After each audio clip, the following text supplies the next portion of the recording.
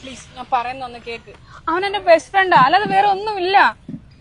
റിയ, നിങ്ങളുടെ ഫ്രണ്ട്ഷിപ്പിന്റെ സിൻസിയറിറ്റി ഒന്നും പറഞ്ഞു തരേണ്ട ആവശ്യമൊന്നും എനിക്കില്ല. ഇനി ഇതൊക്കെ ഡൗട്ടായി കാണുന്ന ചീപ്പ് ക്യാരക്ടർ ഒന്നല്ല എന്റെ. പിന്നെ ഇതല്ല പ്രശ്നം, നീ അതാദ്യം ഒന്ന് മനസ്സിലാക്ക്.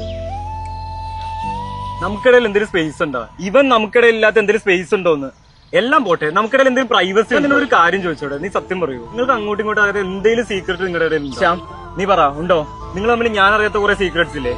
ഉണ്ട്.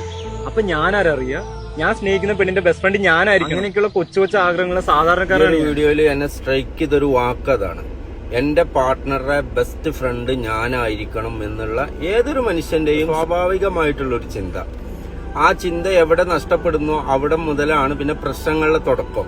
അത് മൂന്നാമത്തെ ഒരാള് കയറി വരുന്നതോട് കൂടിയിട്ട് എപ്പോഴും ഉണ്ടാവുന്നതാണ്.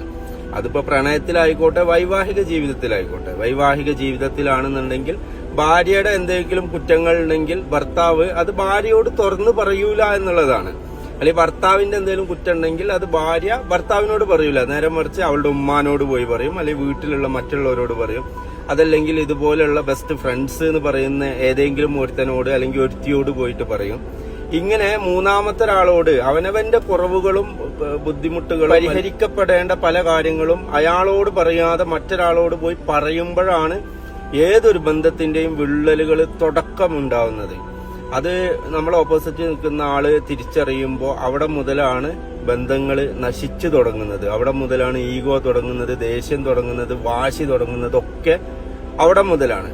അപ്പൊ അതുകൊണ്ട് നിങ്ങളുടെ പാർട്ട്ണറുടെ ബെസ്റ്റ് ഫ്രണ്ട് നിങ്ങളായിരിക്കണം. അയാളുടെ പോരായ്മകളും ബുദ്ധിമുട്ടുകളും ആദ്യം അയാളാണ് അറിയേണ്ടത്, അയാളാണത് തിരുത്തേണ്ടത്. അത് മറ്റൊരാളോട് പോയിട്ട് പരാതി പറയാനോ ഇതാക്കാനോ നിൽക്കരുത്.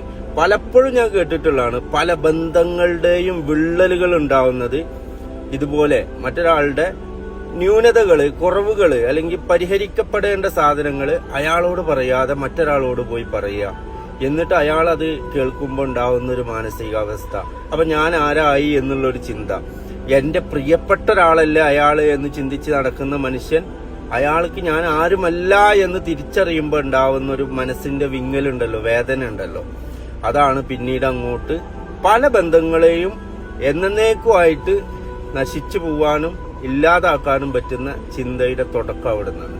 അതുകൊണ്ട് നിങ്ങളുടെ പാർട്ട്ണറോട് അയാളുടെ കുറവുകൾ എന്താണോ അയാളോട് പറയാം. അയാളുടെ ബെസ്റ്റ് ഫ്രണ്ട് നിങ്ങളായിരിക്കണം എപ്പോഴും.